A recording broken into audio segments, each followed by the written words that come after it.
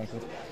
Bon, c'était un match intéressant. Je pense que c'est l'adversaire le plus solide là qu'on ait eu à faire depuis le début de la prépa.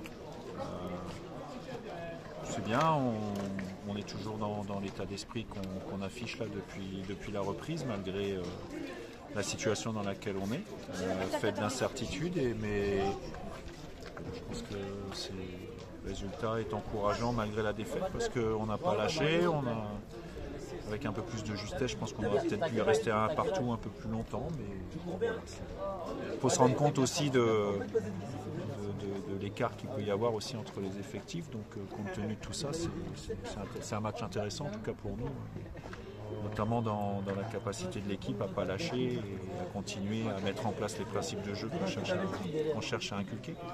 Plus globalement, là, sur la préparation, il y a plusieurs systèmes qui sont un peu passés en revue. Il y a aussi des nouveaux joueurs qui regardent. Le problème qu'on a, nous, aujourd'hui, c'est de savoir où on va, parce qu'on ne sait toujours pas. Donc, je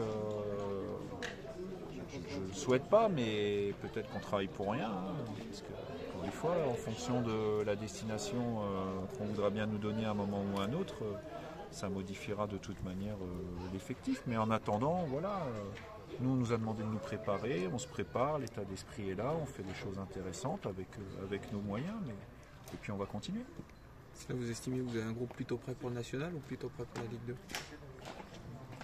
J'ai un groupe qui est prêt pour ce qu'on voudra bien nous donner. Parce qu'à l'heure actuelle, si vous regardez bien, on n'est ni dans un championnat ni dans l'autre.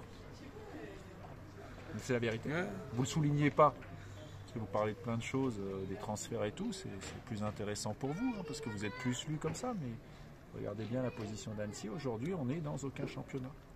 Il faut s'interroger. Voilà, donc moi aujourd'hui, encore une fois, on m'a demandé de préparer l'équipe, je prépare l'équipe, on a un groupe, l'état d'esprit il est fantastique. Et quelle que soit, encore une fois, la destination à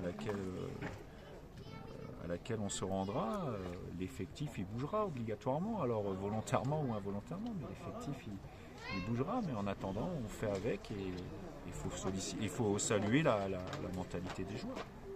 La CS sera bien en Ligue 2 l'année prochaine et afficher ses ambitions de montée. Est-ce que par rapport à ce que vous avez vu sur les 6 derniers mois et sur cette équipe-là, vous la pensez armée ?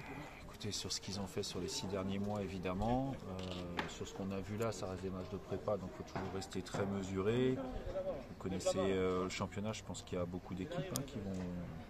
Il y en a déjà 4 de Ligue 1 qui sont descendus, qui veulent remonter. Il y en a déjà 2 qui vont être déçus, plus tous ceux qui espèrent légitimement, comme Saint-Etienne, remonter. Donc tout le monde ne va pas être content, il n'y en a que 2 qui montent. Alors je sais bien que cette année, il va y avoir les play-offs pour les 5 premiers, donc ça évitera peut-être aussi à certaines équipes de lâcher, comme ça s'est passé la saison passée, parce que quelque part, ça favorise certaines équipes aussi.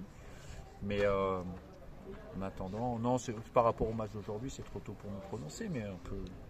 Voir Saint-Etienne en Ligue 1 tôt ou tard, c'est quelque chose qu'on peut souhaiter, vu l'atmosphère, l'ambiance, Geoffroy Guichard et le passé de ce club, c'est sûr que c'est toujours une bonne nouvelle quand il y a ce type de clubs qui sont en Ligue 1.